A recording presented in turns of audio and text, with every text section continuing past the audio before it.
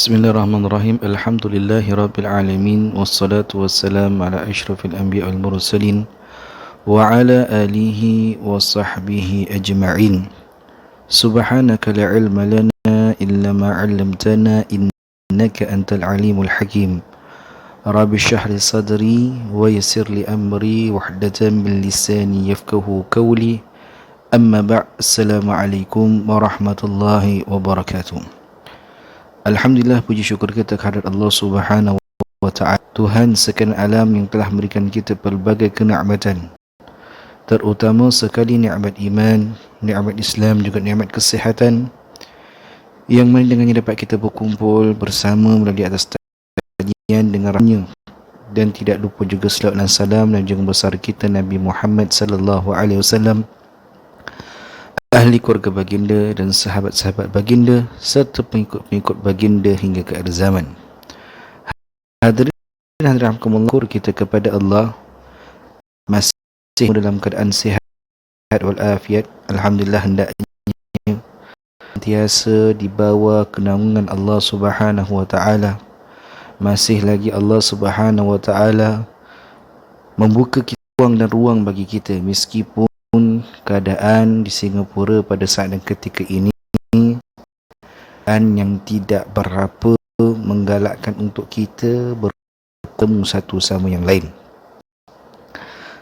Dan sudah pastinya hadirin rahimakumullah, Ramadan kali ini sangat berbeza berbanding dengan Ramadan yang kalau dulu masa saat dan ketika inilah Ramadan kita semua dah pusu-pusu ke rumah-rumah Allah untuk tunaikan tarawih, untuk kita beriftar. Kalau ada yang bertadarus, subhanallah, ada yang terus melaksanakan qiyamul lail dan sebagainya. Namun bagi tahun ini keadaannya tak sama berbanding tahun-tahun yang sebelumnya. Disebabkan keadaan wabak virus yang makin menular, kita mohon kepada Allah Subhanahu wa taala agar kita semua diberikan kesatuan jiwa. Semoga kita dapat bersatu untuk menghalang wabak ini daripada terus menular hingga tidak dapat terkawal. Alhamdulillah, terima kasih juga kepada Lembaga Pentadbir Masjid Istiqamah yang sudi memberikan saya ruang dan peluang untuk saya berkongsi bersama anda tentang amalan-amalan yang dicintai oleh Allah Subhanahu wa taala. Hadirin rahimakumullah, saya nak kongsikan kepada anda dalam masa yang singkat ini beberapa perkara sebelum kita melihat apakah amalan-amalan yang dicintai ataupun yang disukai oleh Allah Subhanahu wa taala. Sebelum kita lihat amalan-amalan tersebut, perlu kita lihat satu perkara dahulu tentang bagaimana seorang hamba Allah Subhanahu wa taala itu, sejauh mana kita ini mencintai Allah Subhanahu wa taala. Sebab kalau kita cerita tentang amalan-amalan cinta di Allah Subhanahu wa taala tu, kita nak kena tahu dulu orang yang kita nak buat ni, nak dapat dia punya cinta ni, kita nak tahu berapa jauh kita mencintai dia. Jadi rahmatullah, seperti yang telah dibicarakan sebelum ini pun dikongsikan oleh para asatiza, dengan keadaan wabak yang tidak menentu pada saat dan ketika ini, sudah pastinya kesabaran kita tercabar. Sudah pastinya kadar dan kadar Allah itu satu hikmah yang disembunyikan oleh Allah yang kita tidak ketahui. Namun rahmatullah, perlu diingatkan bahawa satu ibadah itu, satu perkara yang kita buat atas dasar kecintaan kepada Allah Subhanahu wa taala, itu nikmat ibadah tu sesuai dengan sejauh mana cinta kita kepada Allah. Semakin besarlah cinta kita kepada Allah, ataupun semakin besar cinta yang kita rasakan, maka semakin besarlah nanti kelazatan amal ibadah yang kita laksanakan. Semakin lemah cinta kita yang kita rasakan, semakin pula lemahnya kelazatan yang akan kita dapat. Jadi rahmatullah, ibu yang kasih sekalian, sudah pastinya sebelum kita nak mengetahui antara amalan-amalan yang dicintai oleh Allah Subhanahu Wa Taala, pastinya kita kena lihat sejauh mana cintanya kita kepada Allah Subhanahu Wa Taala. Kalau kita tahu dulu zaman-zaman kita bercinta, tuan-tuan rahmatullah, ibu yang kasih sekalian, kita sering orang kata demi cinta lautan api sanggup kereda, demi cinta. Kalau kita dengar lagu-lagu, tak ku hairan tak ku peduli, walau bulan jatuh ke bumi, kan hadir bidadari, tak ku impikan lagi. Saking cinta, bulan jatuh ke riba pun dia tak heran dan tak peduli. Nak cerita ni. Jadi begitu harusnya kita, bagaimana cintanya kita kepada Allah. Mestinya cintaan itu menjangkaui segala-galanya, menjangkaui pengorbanan jiwa dan raga kita. Sejauh mana kita bersedia untuk mempersembahkan ibadah kita yang ikhlas ini kepada Allah Azza wa Jal.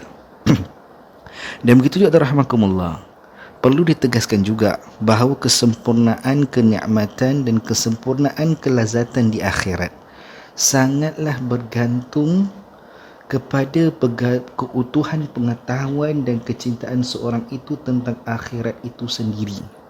Macam mana kita tahu kita cintakan syurga, kita cintakan Nabi, cintakan Allah, itu yang ketergantungan kita itu yang akan kita rasa nikmat kelazatan beribadahnya sendiri.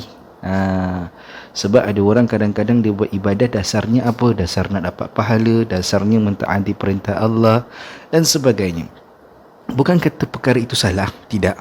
Cuma peringkat paling tinggi dalam ibadah, dalam amalan, ialah dia melaksanakan satu ibadah itu atas dasar kemanisan ibadah tersebut.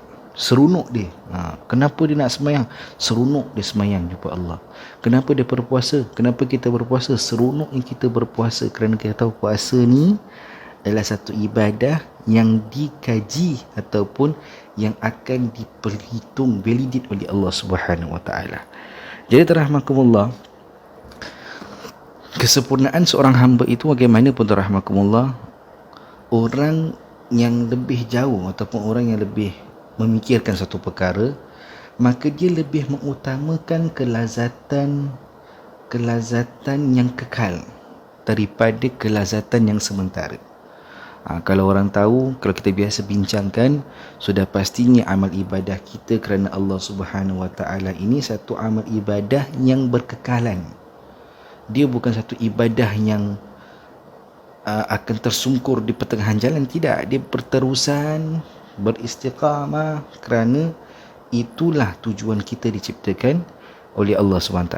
Kan dikatakan oleh Allah SWT dalam firman-Nya, wa ma khalaqtul jinna wal insa illa liya'budun, tidaklah aku menciptakan jin dengan manusia itu kecuali untuk mengabdikan diri kepada Allah Subhanahu Wa Taala. Jadi sudah pastinya kalau kita nak belajar tentang amalan-amalan yang dicintai oleh Allah SWT, perlu kita lihat pertama, sejauh mana kita mencintai Allah Subhanahu Wa Taala, sejauh mana kita mencintai Rasul sallallahu alaihi wasallam, sejauh mana kita mencintai kebaikan-kebaikan yang telah diaturkan oleh Allah Subhanahu Wa Taala, sejauh mana kita setiap sedia menerima segala perkara yang telah Allah tentukan, yakni qada dan qadarnya Allah Subhanahu Wa Taala. Yang ini perlu kita perhatikan. Jadi kalau kita dah tahu, kita dah faham tentang sejauh mana cinta seorang hamba kepada Tuhannya, kepada Rabbnya, maka tak perlu khawatir kalau nanti kita bincangkan tentang amalan-amalan. Sebab saya tidak akan bincangkan untuk slot yang ini. Nanti insya-Allah slot yang akan datang saya akan kongsikan kepada anda amalan-amalan yang dicintai oleh Allah Subhanahu Wa Taala. Bahkan perkara itu nanti ada berapa perkara yang perlu kita bincang dan kita cuba relatekan dengan keadaan kita yang semasa ini. Jadi rahmatullah, kalau kita kata kita cinta pada Allah SWT, maka kita telah bersedia untuk meninggalkan segala amal maksiat kita tu demi memperolehi kebaikan akhirat. Sedianya kita untuk meninggalkan dosa-dosa, sedianya kita untuk bertaubat kepada Allah SWT, sedia kita untuk bersungguh-sungguh melaksanakan ibadah untuk Allah Subhanahu Wa Taala. Kalau itu kita boleh siapkan sedia diri kita untuk sementara ini, sebelum saya kongsikan pada sesi yang akan datang. Jadi kali ini kita ukur diri kita dulu, nak tengok macam mana cinta kita kepada Allah. Lepas dah tahu berapa jauh cinta kita, how far we can go, how towards extent yang kita sanggup. Kita tengok macam itu. Dan saya akan kongsikan anda pada minggu, jangan dengan ni je tuan-tuan Allah, nanti akan ada slot-slot yang lain. Saya percaya dan saya yakin Majlis Istiqamah telah menganjurkan satu program sepanjang Ramadan untuk manfaat anda di rumah. Dan pada masa yang sama kami menyeru anda untuk menyokong khususnya Masjid Al-Istiqamah agar dalam masa-masa yang mencabar ini, sudah pastinya bukan sekadar Masjid Istiqamah, saya kira seluruh masjid-masjid Singapura pun terkesan dengan cabaran sekarang ini. Jadi dengan itu kami mohon kepada anda untuk sumbang seikhlasnya. Saya kira di bawah ini nanti akan ada banner-banner ataupun laluan bagaimana nak derma kepada Masjid Al-Istiqamah, sama ada melalui PayNow, bank transfer ataupun QR code. Saya rasa ada di bawah ni. Anda boleh tengok dan anda boleh lihat dan ringan-ringankan jari jemari anda untuk terus menyokong Masjid Al-Istiqamah agar dapat meneruskan perjuangan dakwah ini ke rumah-rumah anda melalui program-program yang dianjurkan secara atas talian. Jadi saya kira hadirin rahimakumullah, ibu ingat sekalian, saya rasa cukup setakat tu dulu. InsyaAllah saya akan sambung untuk slot-slot yang akan datang, dan kita dah mula dah nanti InsyaAllah untuk akan datang kita bincang tentang amalan-amalan yang dicintai oleh Allah Subhanahu Wa Taala. Tapi sebelum tu, tengok hari ni, minggu ni kita tengok berapa jauh cinta kita kepada Allah Subhanahu Wa Taala. Sekian, mudah-mudahan Allah Subhanahu Wa Taala berkati kita, Allah rahmati kita, Allah memperkuatkan sabaran kita dalam mengharungi cabaran-cabaran yang ketika ini, dan juga Allah mudahkan urusan kita sekeluarga, Allah lindungkan kita sekeluarga daripada balak, bencana dan kecelakaan, dan yang paling penting Allah terbitkan dalam hati kita kesatuan agar dapat kita menangani wabak ini bersama-sama insya-Allah. Sekian daripada saya. Wassalamualaikum warahmatullahi wabarakatuh.